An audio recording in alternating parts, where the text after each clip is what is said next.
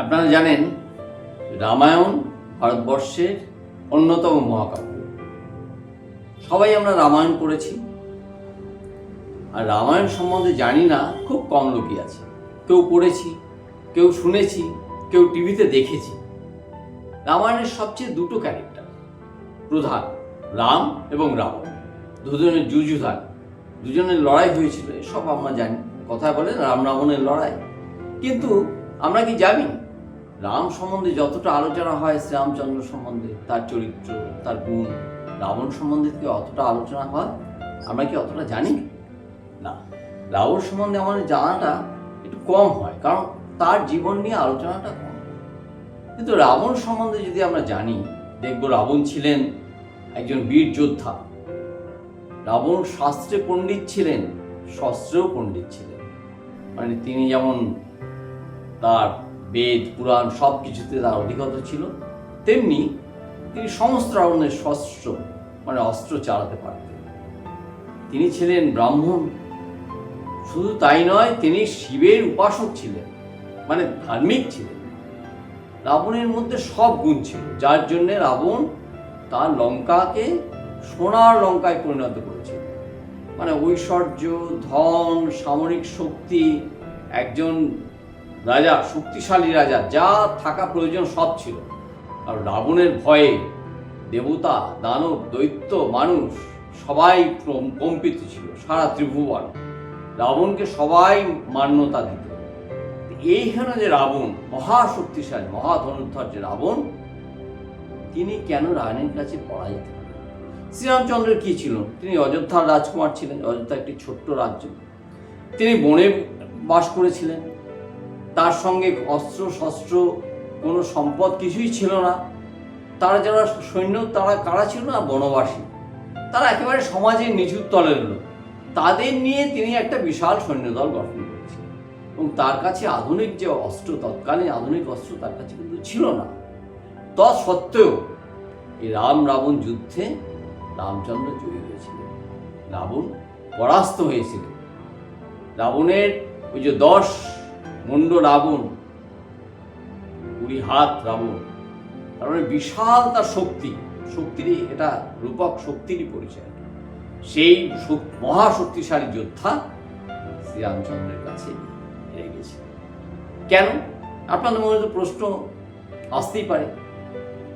আমরা কিন্তু রামকে দেবতা বা রাবণকে দেবতা দেখবো না, আমরা মানুষ হিসেবেই দেখব।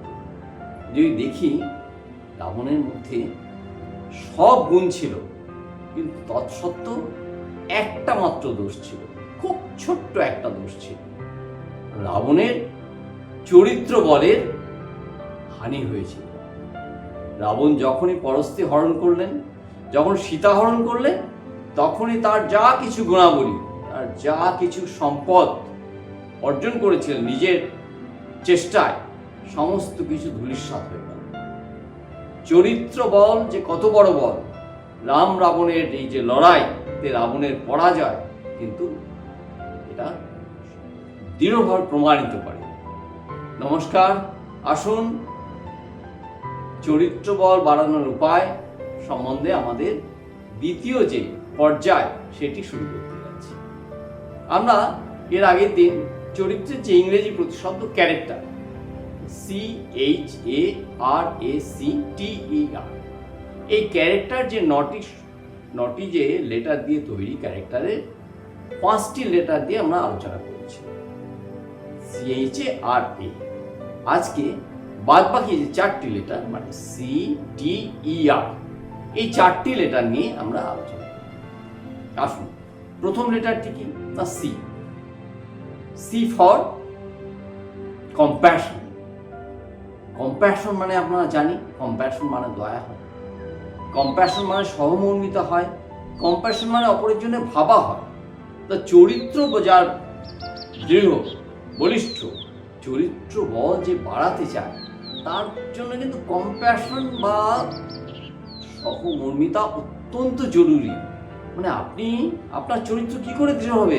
আপনি যদি অপরের সম্বন্ধে না ভাবেন, অপরের দুঃখ কষ্টে না নিজে দুঃখী হন, আপনি যদি অপরের পাশে না দাঁড়ান, তাহলে আপনাকে দেখে অপরে অনুসরণ করবে কি করে? আপনার চরিত্র যে অনেক বড়, আপনি যে মহান, চরিত্র বল মানুষকে মহান করে। সেটা কি করে অনুভব হবে? কম্প্যাশন বা অপরের জন্য সহমর্মিতা, অনুভূতি, এটা কিন্তু বিশাল বড়। কিভাবে হবে? আপনি যখনই অপরের সঙ্গে কথা বলবেন, একটা ছোট্ট উদাহরণ দিই। ধরুন আপনি সাইকেল নিয়ে যাচ্ছেন, তা আপনার সামনে হঠাৎ কোনো ছেলে বা কোনো লোক বা কেউ বৃদ্ধ কেউ পড়ে গেল, হঠাৎ সামনে পড়ে গেল, আপনি ব্রেক করতে পারলেন না, তিনি মাটিতে হয়তো পড়ে গেল, একটু সরে গেল।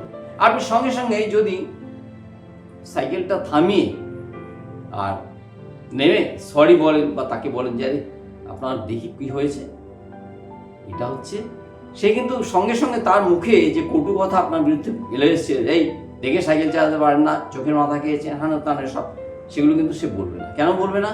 কম্প্যাশন, সহমর্মিতা। কারণ সে দেখেছে যে আপনি যে ভুলবশত, যার হোক ভুলবশত যে দুর্ঘটনাটা ঘটেছে, আপনি কিন্তু আপনার সহমর্মিতা দিয়ে তার পাশে দাঁড়িয়েছেন, তার দুঃখে দুঃখী হয়েছেন, তার সুখে সুখী হয়েছে। এই সহমর্মিতা হচ্ছে চরিত্র বল বাড়ানোর একদম অন্যতম উপায়। আপনাকে দেখতে হবে সহমর্মিতা। আমরা জানি কিছুদিন আগে আমরা একটা বিশাল অতিমারি কাটিয়ে এসেছি, সেই অতিমারির সময় কিন্তু সহমর্মিতা আমাদের বাঁচিয়ে দিয়েছিল।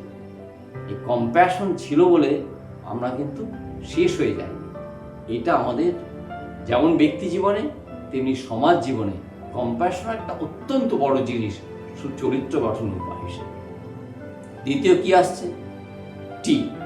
সি এর পর টি আসছে। টি এর আমরা যদি বলি, ফুল ফর্ম করি টিটা, ট্রুথ। ট্রুথ মানে আমরা সবাই জানি সত্য। স্বামীজি খুব ভালো একটা কথা বলেছেন যে কোনো কিছুর বিনিময়ে সত্যকে ত্যাগ করা যায়, সত্যের জন্য সব কিছু ত্যাগ করা যায়। ঠাকুর বলেছিলেন কি? সত্যই করির তপস্যা। আর রবীন্দ্রনাথ বলেছিলেন কি? কঠিনের ভালোবাসিলাম। সে কঠিনটা কি? সত্য সে যে বড় কঠিন, কঠিনের ভালোবাসিলাম। তা সত্য কিন্তু কঠিন, অত্যন্ত কঠিন। সত্য বজায় রাখা, সত্য পথে চলা ভীষণ কঠিন, ভীষণ দুর্গম, কাঁটার মতো রাস্তা। কিন্তু যদি চরিত্র গঠন করতে হয়, সত্যকে ধরে থাকতে হবে। সত্যকে ধরে থাকা কিন্তু খুব প্রয়োজন আর কি। এই সত্যকে ধরে থাকার পরে আসছে আমাদের টি এর পরে কি এলো? আসবে না ই। ইটা কি? এনথুসিয়াজম। আমরা সত্যকে ধরে আছি, আমাদের কম্প্যাশন আছে, কিন্তু আমাদের মধ্যে এনথুসিয়াজম নেই। এনথুসিয়াজম মানে উৎসাহ, উচ্ছ্বাস, আনন্দের একটা স্রোত, মানে যাকে দেখলে অন্যরা অনুপ্রেরণা পাবে। যে দুঃখ হোক, বিপদ হোক, বিপর্যয় হোক, আনন্দ হোক, সব কিছুতে এই ব্যক্তি সবসময় একটা অনুপ্রেরণা স্রোত। এন্থু, এন্থু কথাটা আমরা ব্যবহার করি না, সব কিছুর মধ্যে এন্থু আছে, মানে একটা উৎসাহ আছে। এই উৎসাহ যদি আপনার মধ্যে থাকে, দেখে অন্য কেউ, যে আপনার চারপাশে থাকবে, আপনার বন্ধু হোক, আপনার আত্মীয় হোক, স্বজন হোক, সমাজের লোক হোক, সবাই আপনাকে দেখে কিন্তু প্রাণিত হবে। এই উৎসাহ একটা বিরাট জিনিস। চরিত্র যদি বাড়াতে হয়, চরিত্র বল, তাহলে উৎসাহ সবচেয়ে বড় দরকার। শুধু সৎ হলে হবে না, শুধুমাত্র আপনার কম্প্যাশন থাকলে, অনুকম্পা থাকলে হবে না, আপনার মধ্যে উৎসাহ চাই, কর্মের উৎসাহ চাই, সত্যকে ধরে থাকার জন্য উৎসাহ চাই, অপরের প্রতি সহানুভূতি হওয়ার জন্য উৎসাহ চাই।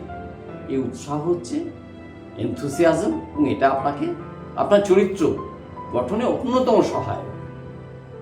এরপরে কি আসছে? আমরা টি এর পরে ই পেলাম, ই এর পরে কি আসছে? আর। এই আর একটা অন্যতম খুব মানে কঠিন একটা শব্দের আছে, আর দিয়ে তৈরি করা যায়, রাইটিয়াসনেস। রাইট মানে ঠিক, ঠিক রাইট রং আমরা জানি, আর রাইটিয়াসনেস মানে ন্যায় পরায়ণতা।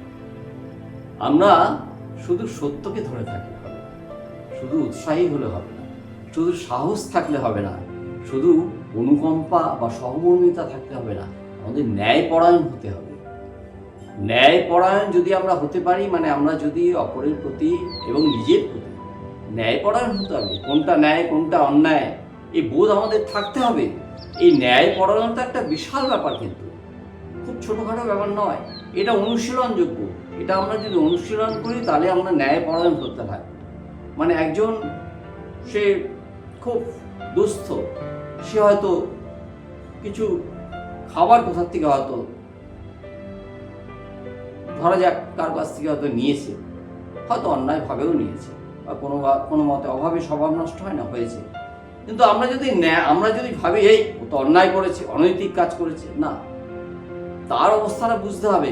যদি ন্যায়পরায়ণ হই আমি, কিন্তু তার প্রতি ন্যায়পরায়ণ হলে তবেই আমি অনুকম্পা দেখাবো, তবেই আমি তার প্রতি সহানুভূতিশীল হব, যে না, তার অবস্থার যে সম্বন্ধে তার অবস্থার উপর বিবেচনা করে আমাকে ন্যায় দেখাতে হবে, যে না, সে সেটা হয়তো ভুল করেছে, কিন্তু আমার ন্যায়টা কি না, তার একটু খাবার প্রয়োজন, সে খেতে পাচ্ছে না, তাই জন্য সে করতে বাধ্য হয়েছে।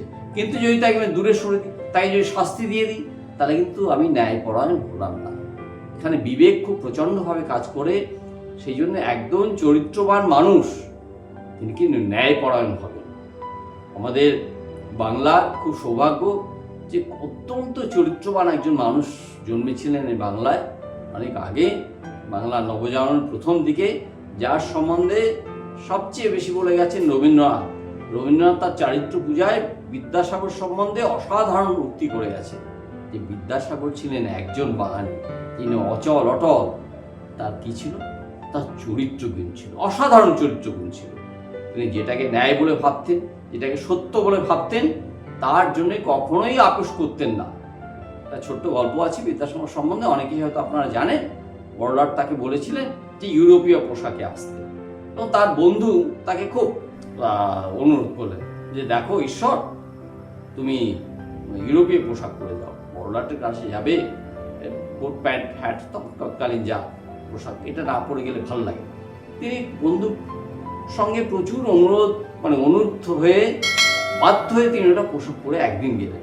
কিন্তু পরের দিন ভাবলেন এই কি, আমি আমার নিজস্বতা, আমার স্বজাতির যে পোশাক, সেটাকে আমি হারিয়ে ফেলছি। পরের দিন তিনি গেলেন কি, তার যে পোশাক আমরা জানি, ধুতি, চাদর আর পায়ে চটি, এই পরেই কিন্তু বড়লাটের সঙ্গে দেখা করতে পেলেন এবং বললেন যে স্যার, আমি কিন্তু এই পরেই দেখা করতে আসবো, আর এই পরেই আমি সংস্কৃত কলেজের প্রিন্সিপালের সিটে বসবো। যদি আপনার ইচ্ছা হয় আপনি আমাকে রাখুন, নাহলে আমাকে বরখাস্ত করুন, কিন্তু আমি আমার যে স্বজাতির যে পোশাক, এই পোশাক কিন্তু আমি ছাড়তে পারবো না। ঠিক সেই বড়লাট তখন বুঝলেন বিদ্যাসাগরের জ্ঞান গুণ সবই জানতেন। পণ্ডিত বিদ্যাসাগর শুধু দয়ার সাগর কিংবা করুণার সাগর ছিলেন না, তিনি ছিলেন চরিত্র বলে বলিয়ান একজন লোক, যার জন্য এত বছর পরে 1820 সালে বিদ্যাসাগর জন্মেছিলেন, তার 200 বছর হয়ে গেছে, আমরা এখনো বিদ্যাসাগরকে স্মরণ করেছি। আর কে বলেছেন বিদ্যাসাগরের কথা সবচেয়ে বেশি? রবীন্দ্রনাথ ঠাকুর, বিশ্বকবি রবীন্দ্রনাথ ঠাকুর বলেছেন, একজন বাঙালিকেও যদি বলা যায় বিশ্বের দরবারে মাথা উঁচু করে দাঁড়িয়ে থাকার মতো, তিনি হলেন বিদ্যাসাগর। কারণ চরিত্রে তিনি একদম মানে সুমেরুর মতো, হিমালয়ের পাহাড়ের মতো ছিলেন। এই হচ্ছে চরিত্র বল। চরিত্র বল যদি আমাদের থাকে তাহলে আমাদের সব আছে, চরিত্র না থাকলে কিছুই নেই। আমরা তো জানি সেই ইংরেজি প্রবাদটা, আরেকবার বলছি, যে if money is lost, money may be regained. If character is lost, all is lost. নমস্কার, ধন্যবাদ।